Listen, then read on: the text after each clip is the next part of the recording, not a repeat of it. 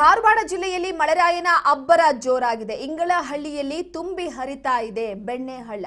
ಬೆಣ್ಣೆಹಳ್ಳದಲ್ಲಿ 3 ಕುರಿಗಾಹಿಗಳು ಸಿಲುಕೊಂಡಿದ್ರು. ಅವರನ್ನ ರಕ್ಷಣೆ ಮಾಡಲಾಗಿದೆ. ಸದ್ಯಕ್ಕೆ ಮಳೆ ಬಂದಂತ ಸಂದರ್ಭದಲ್ಲಿ ಹಳ್ಳೆ ಕೊಳಗಳ ಪಕ್ಕ ಯಾಕೆ ಹೋಗ್ತಾರೋ ಗೊತ್ತಿಲ್ಲ. ಮಳೆ ಅತಿಯಾಗಿ ಸುರಿಯುತ್ತೆ ಅಂತ ಹವಾಮಾನ ಇಲಾಖೆ ಕೂಡ ಮುನ್ಸೂಚನೆಯನ್ನ ಕೊಟ್ಟಿದೆ.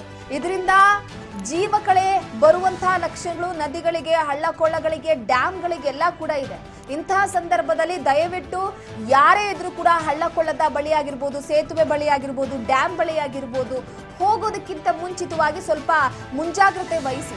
ಧಾರವಾಡ ಜಿಲ್ಲೆಯಲ್ಲಿ ಮಳೆರಾಯನ ಅಬ್ಬರ ಜೋರಾಗಿದೆ. ಇಂಗಳಹಳ್ಳಿಯಲ್ಲಿ ಹಳ್ಳ ಕೊಳ್ಳಗಳೆಲ್ಲ ಕೂಡ ತುಂಬಿ ಹರಿತಾ ಇದೆ. ಅದರಲ್ಲೂ ಕೂಡ ಬೆಣ್ಣೆಹಳ್ಳ ತುಂಬಿ ಹರಿತಾ ಇದೆ.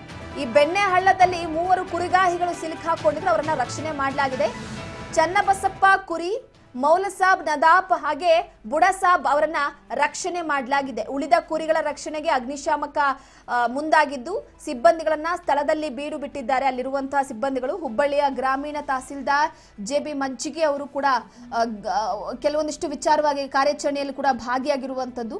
ಇದ್ದಕ್ಕಿದ್ದ ಹಾಗೆ ಹಳ್ಳ ತುಂಬಿದಂತಹ ಹಿನ್ನೆಲೆಯಲ್ಲಿ ಕುರಿಗಾಯಿಗಳು ಸಿಕ್ಕಾಕೊಂಡಿದ್ರು. ಇಂತಹ ಸಂದರ್ಭದಲ್ಲಿ 3 ಕುರಿಗಾಯಿಗಳನ್ನ ರಕ್ಷಣೆ ಮಾಡಿದ್ದಾರೆ. ಅದರ ಜೊತೆಗೆ ಕುರಿಗಳ ರಕ್ಷಣೆ ಕೂಡ ಆಗಬೇಕಾಗಿದೆ. ಸದ್ಯಕ್ಕೆ ಅಲ್ಲಿ ಅಗ್ನಿಶಾಮಕ ದಳ, ಪೊಲೀಸ್ ಇಲಾಖೆ, ಅದರ ಜೊತೆಗೆ ತಹಸೀಲ್ದಾರರು ಹಾಗೆ ಕೆಲವೊಂದಿಷ್ಟು ಅಧಿಕಾರಿಗಳು ಸದ್ಯಕ್ಕೆ ಆ ಜನರ ನೆರವಿಗೆ ಹೋಗಿದ್ದಾರೆ.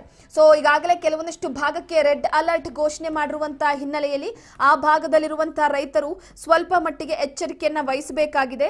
ಯಾಕಂದ್ರೆ ಈಗಾಗಲೇ ಕೆಲವೊಂದಿಷ್ಟು ವಿಚಾರಕ್ಕೆ ಸಂಬಂಧಪಟ್ಟಂತೆ ಒಂದು ಕಡೆ ಯಾವ್ಯಾವ ಭಾಗದಲ್ಲಿ ರೆಡ್ ಅಲರ್ಟ್ ಘೋಷಣೆ ಮಾಡಿದ್ದಾರೆ ಅನ್ನೋದು ಕೂಡ ಗೊತ್ತಿದೆ. ಉತ್ತರ ಕನ್ನಡ, ದಕ್ಷಿಣ ಕನ್ನಡ, ಉಡುಪಿ, ಬೆಳಗಾವಿ, ಧಾರವಾಡ. ಈಗ ಧಾರವಾಡಕ್ಕೂ ಕೂಡ ರೆಡ್ ಅಲರ್ಟ್ ಇದೆ. ಗದಗ, ಚಿಕ್ಕಮಗಳೂರು, ಕೊಡಗು, ಶಿವಮೊಗ್ಗದಲ್ಲಿ ಅತಿ ಹೆಚ್ಚಾಗಿ ಮಳೆ ಆಗುತ್ತೆ.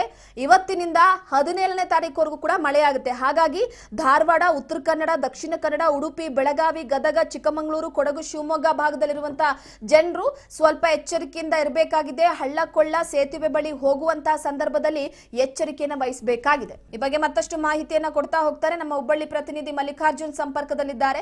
ಮಲ್ಲಿಕಾರ್ಜುನ್, ಪ್ರಮುಖವಾಗಿ ಮಳೆಯ ಆರ್ಭಟ ಜೋರಾಗಿದೆ. ಮುಂಗಾರು ಆರ್ಭಟದಿಂದ ಕೆಲವೊಂದಿಷ್ಟು ಭಾಗದ ಜನರು ತತ್ತರಿಸಿ ಹೋಗಿದ್ದಾರೆ. ಧಾರವಾಡ ಜಿಲ್ಲೆಯಲ್ಲಿ ಮಳೆ ಹೇಗಿದೆ, ಹಾಗೆ 3 ಕುರಿಗಾಹಿಗಳನ್ನ ರಕ್ಷಣಾ ಕಾರ್ಯಾಚರಣೆ ನಡೆಸಿದ್ದು ಹೇಗಿತ್ತು, ಇದ್ರ ಬಗ್ಗೆ ಮಾಹಿತಿ ಕೊಡೋದಾದ್ರೆ? ರೂಪ ಏನಂತಂದ್ರೆ ನಿನ್ನೆ ಮತ್ತು ಹುಬ್ಬಳ್ಳಿ ಧಾರವಾಡ ಜಿಲ್ಲೆ ಸೇರಿದಂತೆ ಏನಂತಂದ್ರೆ ಈ ಒಂದು ಮಹಾಮಳೆ ಆಗಿದೆ ಅಂತ ಹೇಳ್ಬೋದು. ಈ ಮಹಾಮಳೆಗೆ ಹುಬ್ಬಳ್ಳಿ ಧಾರವಾಡ ಜಿಲ್ಲೆ ಸೇರಿದಂತೆ ಎಲ್ಲಾ ಹಳ್ಳಿಗಳಲ್ಲೂ ಏನಂದ್ರೆ ಜನ ಒಂದು ತತ್ತರಗೊಂಡಿದ್ದಾರೆ.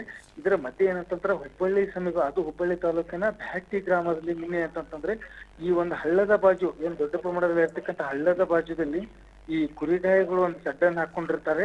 ಏಕಾಏಕಿ ಈ ಮಳೆ ಪ್ರಮಾಣ ಜಾಸ್ತಿ ಆಗಿರೋದ್ರಿಂದ ಅಲ್ಲಿಂದ ಅವ್ರನ್ನ ಹೊರಗೆ ತರಲಿಕ್ಕೆ ಆಗ್ತಿರಲಿಲ್ಲ. ಇಂಥ ಒಂದು ಸಂದರ್ಭದಲ್ಲಿ ಏನಂತಂದ್ರೆ ಅವರು ನೀರಿನ ಸೆಳೆತಕ್ಕೆ ಸಿಕ್ಕೊಂಡು ನೀರಿನ ಮಧ್ಯದಲ್ಲಿ ತಿಳ್ಕೊಂತಾರೆ. ಇದಾದ್ಮೇಲೆ ಏನಂತಂದ್ರೆ ಇದು ತಾಲೂಕು ಆಡಳಿತಕ್ಕೆ ಮತ್ತು ಜಿಲ್ಲಾಡಳಿತ ಗಮನಕ್ಕೆ ಬಂದ ತಕ್ಷಣ ಜಿಲ್ಲಾಡಳಿತ ಮತ್ತು ತಾಲೂಕು ಸೇರಿದಂತೆ ಒಂದು ಏನು ಅವ್ರನ್ನ ರಕ್ಷಣೆ ಮಾಡಲು ಮುಂದಾಗ್ತಾರೆ. ಈ ಹಿನ್ನೆಲೆ ಈಗಾಗಲೇ ಅದರಿಂದ ಇರ್ತಕ್ಕಂಥ 3 ಮಂದಿ ಜನ ಮತ್ತು 400 ಕುರಿಗಳನ್ನ ರಕ್ಷಣೆ ಮಾಡಿದಾರೆ ಅಂತ ಹೇಳ್ಬೋದು ರೂಪ. ಪ್ರಮುಖವಾಗಿ ಈಗಾಗಲೇ ಕೆಲವೊಂದಿಷ್ಟು ಹಳ್ಳ ಕೊಳಗಳಿಗೆ ಜೀವ ಕಳೆ ಬಂದಂತಾಗಿದೆ. ಸೊ ಎಲ್ಲೋ ಒಂದು ಕಡೆ ಮಲ್ಲಿಕಾರ್ಜುನ್, ಪ್ರಮುಖವಾಗಿ ಇನ್ನಷ್ಟು ಎಚ್ಚರಿಕೆಯ ಕ್ರಮವಾಗಿ ಅಲ್ಲಿನ ಜಿಲ್ಲಾಡಳಿತ ಯಾವ ರೀತಿಯಾಗಿ ಮುಂದಾಗಿದೆ, ಅದರ ಜೊತೆಗೆ ಇನ್ನು 5-6 ದಿನಗಳ ಕಾಲ ಮಳೆ ಇರುತ್ತೆ ಅಂತ ಹೇಳಲಾಗ್ತಾ ಇದೆ. ಸೊ ಕೆಲವೊಂದಿಷ್ಟು ಹಳ್ಳ ಭಾಗದ, ನದಿ ಭಾಗದ ಗ್ರಾಮಸ್ಥರನ್ನ ಸ್ಥಳಾಂತರ ಮಾಡುವ ವಿಚಾರವಾಗಿ ಏನಾದರೂ ಕ್ರಮ ತೆಗೆದುಕೊಳ್ಳಲಾಗಿದೆಯಾ?